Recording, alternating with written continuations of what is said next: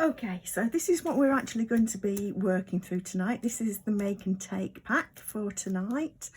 And as always, if you place an order tonight or by Friday early afternoon this week, then you're going to qualify for my online workshop goodies.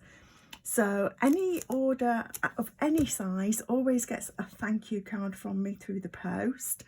If you place an order of £30 or more, you're going to get the Ideas tutorial bundle. Now the tutorial bundle has different projects in it every month, and this month it's everything masculine is the theme.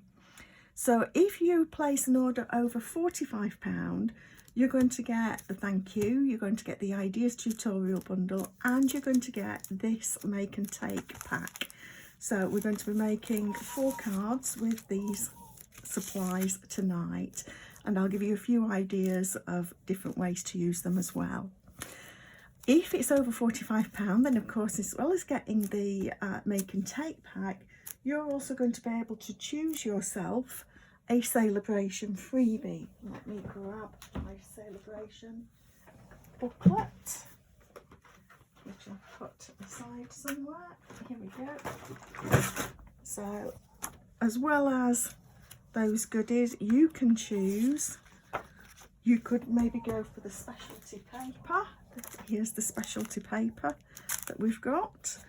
You could go for the 12 by 12 pack of Penguin Playmates paper. You could select a stamp set, the Feels Like Home stamp set, or the beautifully penned paper. That's what we're going to be using tonight. Or you could choose the Peaceful Prints paper, the other one that we're going to be using tonight. Or you could choose the Counting Sheep. And then we get to the sheep dies are also £45, and the textures and frame stamp sets a sort of £45 purchase free with, sorry. These other ones you would need to make a £90 purchase to get them free. So that's the Summer Shadows dies and the Delicate Dahlias. So if you order over £45, you're going to get your choice of a celebration freebie. If you place an order over £60, then you're also going to get a pack of the red rhinestones. I've only got these little ones left because I've been using them so much this week. Some more are on the way at the moment, but you'll get a pack of red rhinestone basic jewels, and you actually get 220 in a pack. So that's what you can get if you're placing an order by Friday with me using my host code. If you're at all unsure about doing that, then please message me, email me, however you prefer, and I can talk you through it. If you're local to me, then I can put the order in for you with my own, and then you'll just come and collect it from me. So, right, so we're going to get started. Let's have a little look. So that's the make and take pack, and I'm going to grab the first card that we're making tonight. So we're using these beautifully penned papers. Let me just briefly show you those. I've been using these all week, and I'm going to explain something a bit later because we're going to be doing a variation of one of these cards. So these are the papers. There's actually only 3 double-sided designs in this, but you get 4 sheets of each.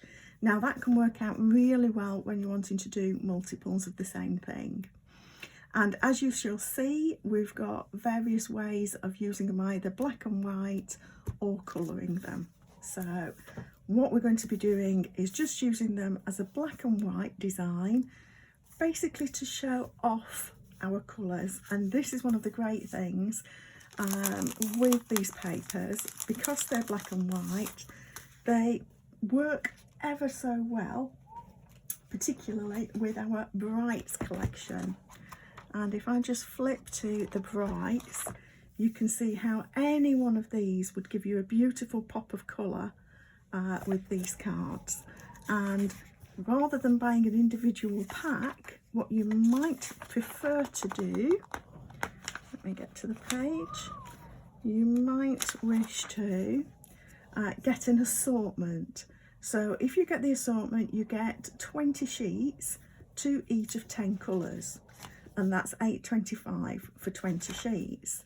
If you know you like a particular cardstock, a particular colour, then these are just that little bit better value buying them individually. You're going to get 24 sheets of a single colour for £8.25. So you just need to weigh up, is it something that I'm going to use a lot of, or would I like to have the mix? Right, so let's get on and do our card. And I'm going to be using the hand penned petals set, and I've already die cut using, let me find them, those ones, because it's the other one that's down here, not that one either, the penned flowers. So this is what I've used, and I've used this outline one to die cut from black card, and I think it's actually in one of my packs here, the die that I've used. Here we are. I've left it inside this other one. Picked the wrong pack. There we are. So I've used the outline to die cut this one. So, and that, yes, that was something that I was going to demonstrate to you. So let's have a little look at this. So I've got my cardstock here, and I've just roughly cut it to the size that I'm going to need. So I've die cut that outline already. Now I have bought some new plates, but I really don't want to break into them yet. So I'm actually going to just carry on using my old plates for a little while longer. So I'm just going to, oops, run this through, and I'm going to run it back and forth just a couple of times.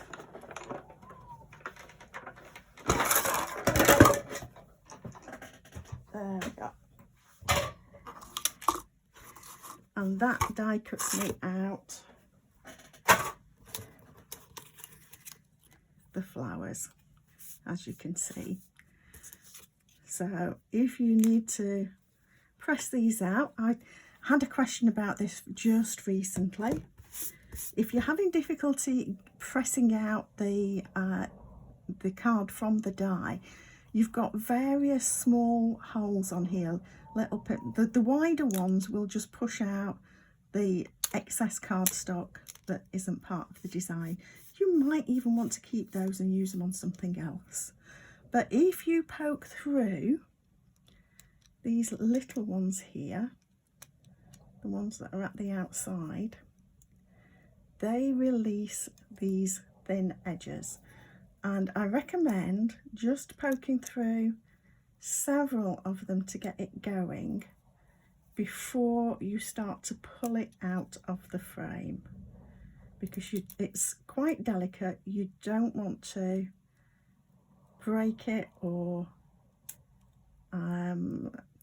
pull something out of shape, because if it's pulled out of shape, it's not going to fit on the outline die so well.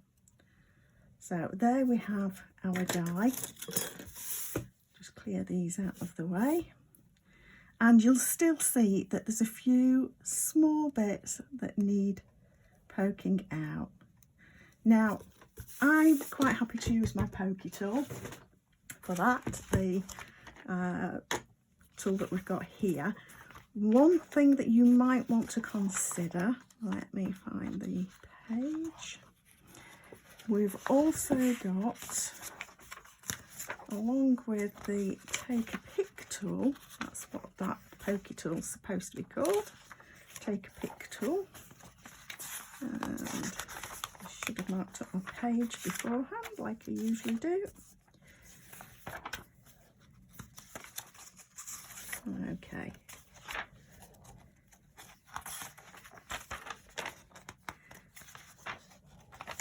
Right. Let me find where the Take a Pick tool is. Let's see, accessories.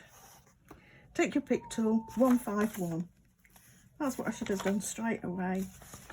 They've got an accessories index as well as a stamp index in the back here. So, right, so it's in a bit of a strange place. There we go. So I was just using the Take Your Pick tool, but you can also get this die brush tip. That gives you some bristles that will just press out your die cut.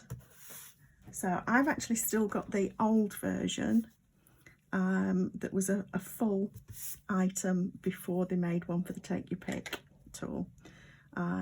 So that's quite handy to have. Right, I'm going to do my usual and just set aside the insert, and all we're going to do is adhere these layers together. So I'm going to use my seal, and I'm just using this as black and white because I want to show off this against a pop of colour, the card front layer. And this is Daffodil Delight that I'm using here. Like I say, one of the brights. So in a moment I'll be showing you another of the brights, again with the black and white. So make sure that my card's opening the right way up. That's one of the easiest mistakes to make. And then I'm actually going to use some dots of multi-purpose liquid glue on here. One of the things that you can do before you die cut, you could put some adhesive sheet onto the back of the card and then die cut so that it makes it into a bit of a sticker for you. And you can see I am just using tiny dots because I don't want this glue to squidge out and go everywhere. So it is just tiny dots, and the smaller the card edge, the smaller these dots get. So, and I'm not going to bother putting them anywhere where I really can't get small enough. So I'm just lining this up and pressing that down, and I'm just going to hold it in place a couple of seconds to get that adhered well enough. Not all of the pieces are fully stuck down, and I'm really not too worried about that, and the fact that that's not stuck down helps me get that out of the way. So there then is our piece that we're going to use. So then I've got a little piece of Daffodil Delight cardstock, and I'm going to use my stamp from the hand penned petals set to stamp onto that, and I just want that thanks there. So because it's photopolymer, I'm grabbing a mat to stamp onto, and I've got Memento Black, and what I'm doing, I'm going to stamp onto the Daffodil Delight. So you don't always have to use basic white as your base, and I thought that this would look quite nice. So lots of light tapping on there, and then I'm going to stand and stamp the thanks onto there like that. there we go. And I'll just put my lid on that out of the way. And now we're going to adhere this to that black. Now I've actually cut this because in a way that is a little bit different. It's not meant to go on evenly. What I've done is go right to the edge. Up to you. If you want to go evenly, you might need to just snip a little bit more off to make it even, always round. But I wanted something just a little bit different. So there we've got that, and then we're just going to grab our dimensionals, and I'm going to use a little bit of a mix. So I'll use dimensionals there, and then I'm going to grab my mini dimensionals when I can find some minis that are still in use. And I'm not sure that I can. Fair enough, I will stick with the regular dimensionals. But it's quite nice to, actually what I will do is I'll just snip into these edge pieces just to support the leaves here, because they're a little bit narrow for regular dimensionals. So you can either use mini dimensionals or just use the edge pieces. So I'm going to pop these backings off like that, and you just decide there's no right way up for this. I personally like it with the leaves, the broader leaves up at the top, and I'm just going to position it around about there so that I've got enough space down here for my sentiment.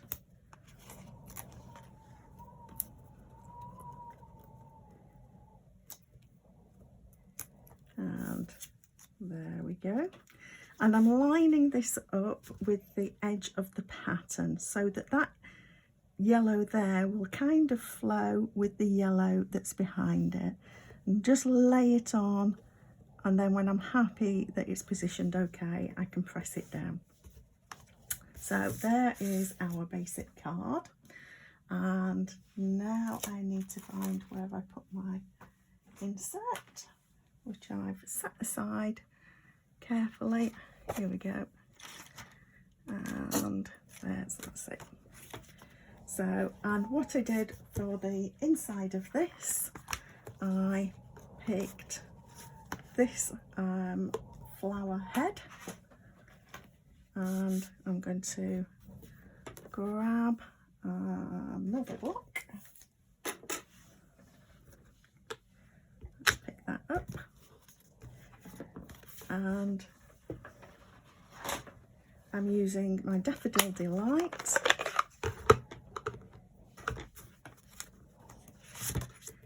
and we'll get that inked up. That's actually quite juicy, possibly a bit too juicy. I think it'll be okay. And then I'm going to actually stamp this in this lower corner over here. And you can see the ink splodging about a little bit. And that definitely is juicy. I must have inked this ink pad up recently. So I'm going to need to let that dry or blot it onto my grid paper. And then I'm going to adhere a strip of DSP, and this is a different pattern of the one that we've got from the front, just for a little bit of different interest. And I'm going to get that lined up with the edge there. Now I am going to need to blot this, so I will just turn it over, press it down over here out of the way of my stamping, and that's just picked up the extra. So if you have trouble getting your seal to run, what it usually is that the bit with the adhesive isn't quite at the tip. So all I do is just pull that so that the adhesive's resting at the tip and it runs fine. And I've moved it on too far again. It's just the way I tend to hold this. Sometimes it runs cleanly and sometimes not. So there is our first card, a simple thank you card. Of course you could swap the sentiment, but that's our first one, just using the paper as a background. Okay, let's move on now.